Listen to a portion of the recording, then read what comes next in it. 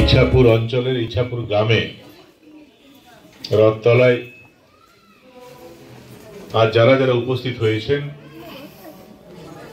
সবার প্রতি কৃতজ্ঞতা জানিয়ে ভালোবাসা জানিয়ে প্রথমে অভিনন্দন জানাই আমাদের কন্যা সম দুজন যারা আমাদের এই অঞ্চলে লোক সংস্কৃতি যেখানে দামোদরে উল্লেখ আছে, অজয় নদীর উল্লেখ আছে, কংসাবতীরও উচ্চারণ করেছে, তারা এই অঞ্চলের লোক ছাড়া এটা বুঝতে পারবে না। এবং দেশের প্রধানমন্ত্রী বারবার এই কথাই বলেছেন, ভোকাল ফর লোকাল, নিজের যেটা সেটা নিয়ে গর্ব করতে হবে। অন্য কারো যদি ভালো কিছু হয় সেটা নিশ্চয়ই আমরা গ্রহণ করব, কিন্তু অন্য কারো ভালোটা গ্রহণ করতে গিয়ে আমারটা আমি ভুলে যাব, এটা কোনোদিন হতে পারে না। পাশের বাড়ি আন্টিকে নিশ্চয়ই আমরা সম্মান করব, কিন্তু নিজের মায়ের কথা শুনবো না, মায়ের খবর রাখবো না, আর আন্টিকে প্রণাম করলে চলবে না। কিন্তু স্বাভাবিকভাবেই আমাদের কালচার, আমাদের এই অঞ্চলের কালচার, সেটা আমাদের মাতৃসম। এবং ভালো লাগলো যে আমাদের কন্যা সম দুজন এটাকে ধরে রাখতে পেরেছে, ধরে রাখার চেষ্টা করছে। আজ পণ্ডিত ঈশ্বরচন্দ্র বিদ্যাসাগরের জন্মদিন। তিনি না থাকলে আজ আমাদের বর্ণ পরিচয় থাকতো না। বর্ণ পরিচয় না থাকলে আজ যে ছাত্রছাত্রীরা উপস্থিত হয়েছে, তোমরা যে জায়গায় পৌঁছেছো, তোমরাও পৌঁছাতে পারতে না, আমরাও পারতাম না। তিনি ছিলেন বলেই আজ আমরা আমাদের জীবনে এই জায়গায় পৌঁছতে পেরেছি, এবং তোমাদেরকেও তোমাদের জীবনে উৎকর্ষে পৌঁছতে হবে। সবাই নিজের নিজের অঞ্চলকে ভালোবাসে। লাস্ট 2 বছর ধরে একটু কলকাতায় আমাকে বেশি থাকতে হয়, এবং দেখেছি আমি যারা কলকাতায় বসবাস করেন তারা কলকাতা শহরটিকে খুব ভালোবাসেন। কলকাতা শহরের প্রত্যেকটা জিনিসে নিয়ে তারা গর্ববোধ করেন।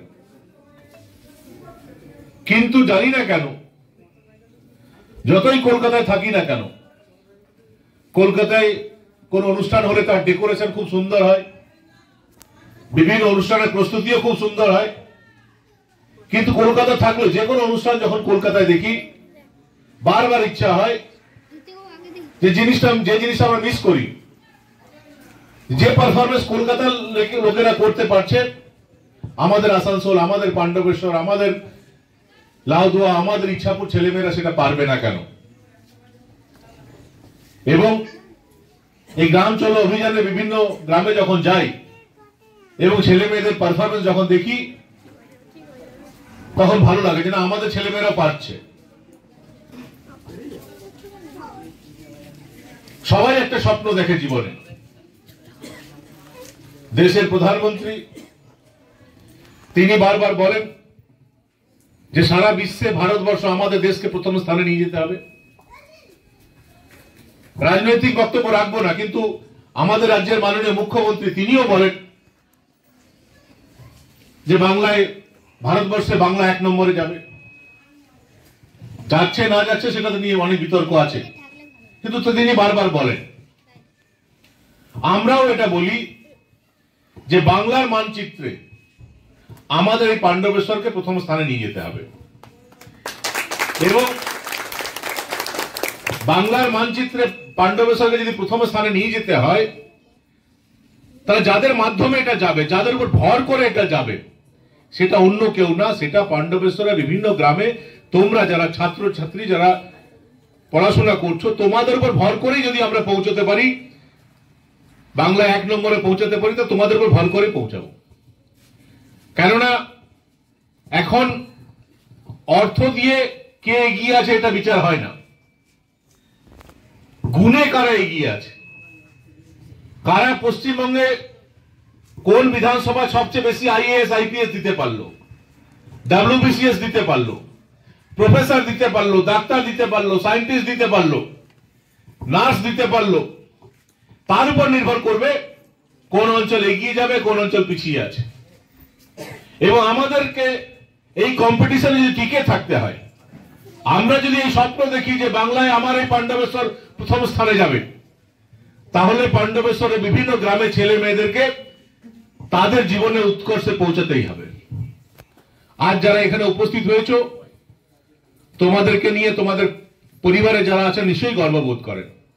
মা আছেন, বাবা আছেন, দাদু আছেন, ঠাকুরমা থাকতে পারেন, দিদিমা থাকতে পারেন, জ্যাঠামশাই থাকতে পারেন, কাকাই থাকতে পারে, অনেকে আছেন।